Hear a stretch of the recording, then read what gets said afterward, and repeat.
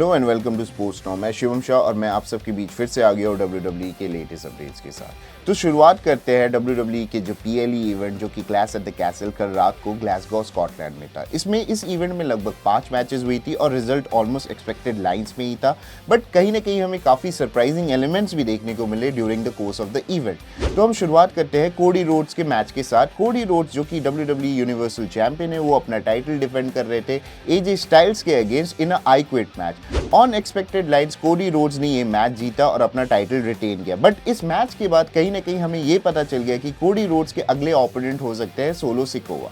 इस मैच के बाद जब कोडी बैक स्टेज को जा रहे थे तब उन पे सोलो सिकोवा ने हमला किया और सोलो सिकोवा के साथ थे ब्लड लाइन मेंबर्स टामा टोंगा और टोंगा लोवा। ये ब्रॉल ज़्यादा टिक नहीं पाया क्योंकि रैंडी ऑर्टन और केविन ओवेंस कोडी के बचाव में जल्दी आ गए और 6 के 6 रेसलर्स बैक स्टेज चले गए।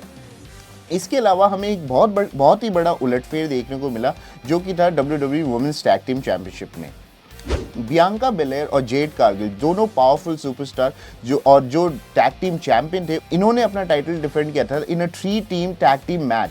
इनके ओपोनेंट्स थे सेना बेजलर जोई स्टार्क की जोड़ी और एल्बा फायर और आइला डॉन की जोड़ी। और इसमें सबसे बड़ा उलटफेर हमें ये देखने को मिला कि एल्बा फायर और आइला डॉन जो कि कहीं ना कहीं इतने प्रोमिनेंट सुपरस्टार्स दिए हैं, उन्होंने जेड कारगिल और बियांका बेलेयर से उनका टाइटल छीना। इसके अलावा हमें एक बहुत ही घमासान युद्ध देखने को मिला for the WWE women's champion between Bayley and Piper Niven जो कि स्कॉटलैंड से ही है, तो उनको काफ़ी सपोर्ट मिल रहा था। और इंटरेस्टिंग बात ये थी कि बेली का कल बर्थडे था और वो बर्थडे के दिन लड़ रही थी इन अ पैक्ड ऑडियंस और जो कि उन्हें बू कर रहे थे। ये मैच काफ़ी इंटरेस्टिंग था और काफ़ी समय हमें ये लग रहा था कि पाइपर निवन कहीं ना कहीं ये मैच जीत के चली जाएगी क्योंकि उनको काफ़ी सपोर्ट मिल रहा था और वो काफ़ी डोमिनेट भी कर रही थी। But at the end of the day Bayley ने अपने टाइटल को रिटेन किया और पाइपर निवन को एक रेस्पेक्ट भी दिखाया जो कि बहुत ही अच्छी बात थी और ऑडियंस ने दोनों चीज़ को काफ़ी अच्छे से अपलॉड भी किया। इसके अलावा हमें बहुत ही इंटरेस्टिंग फाइट सैमी ज़ेन और चैड गेबल के बीच देखने को मिला। इस मैच में अल्फा अकेडमी मेंबर्स ओटिस और मैक्सिन दोनों रिंग साइड थे, बट कहीं ना कहीं मैक्सिन और ओटिस ने चैड गेबल को हेल्प करने से किया इनकार। इन डिस्ट्रैक्शंस के वजह से सैमी ज़ेन ने ये एडवांटेज लिया और चैड गेबल को एक हेलुवा किक मारा जिसकी वजह से वो ये मैच जीत गए।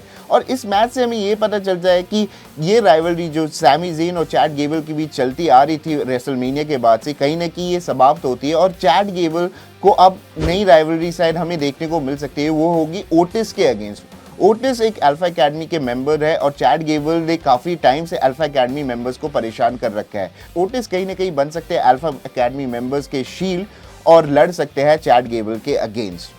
और इस इवेंट का मेन इवेंट था वो था डैमियन प्रीस्ट जो कि WWE हैवीवेट चैंपियन है और ड्रू मैकिंटायर के अगेंस्ट। ड्रू मैकिंटायर जो कि फेवरेट थे और ये जो इवेंट था वो उनके होम कंट्री में हो रहा था, तो ऑब्वियसली बात है उनको काफ़ी सपोर्ट मिल रहा था। और इस मैच के बीच में एक बहुत ही इंटरेस्टिंग चीज़ हमें देखने को मिला, वो था डैमियन प्रीस्ट की इंजरी।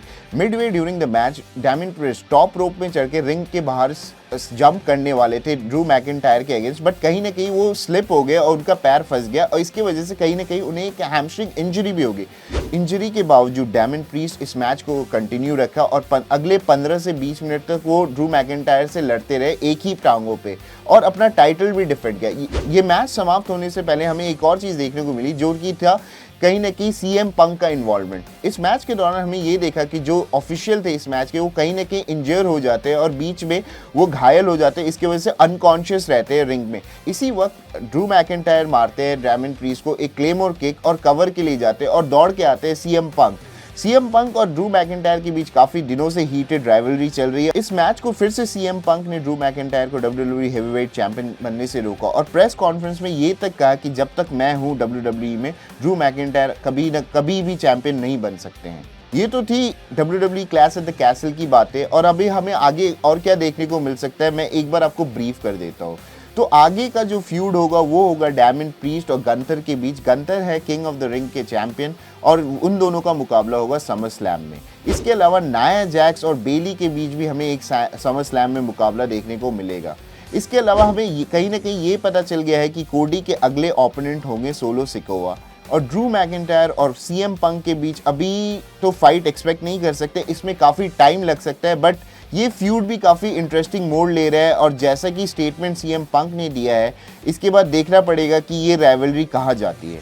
तो ये तो थी WWE क्लैश ऑफ कैसल की खबरें, और for more news on WWE, AEW, TNA, follow sports now.